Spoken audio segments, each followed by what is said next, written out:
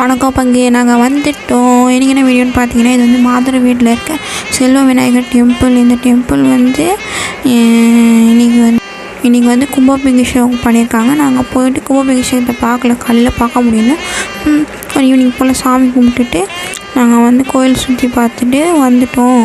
இது வந்து திருவேற்காடு மாதரவேடில் இருக்குது. இந்த கோயில் வேலப்பஞ்சாவடி போகிற ரூட்டில் இருக்குது. இந்த கோயில் வந்து இடம் வந்து நூபல் ஜமீன் வந்து 3 ஏக்கரா வந்து கொடுத்துருக்காங்க.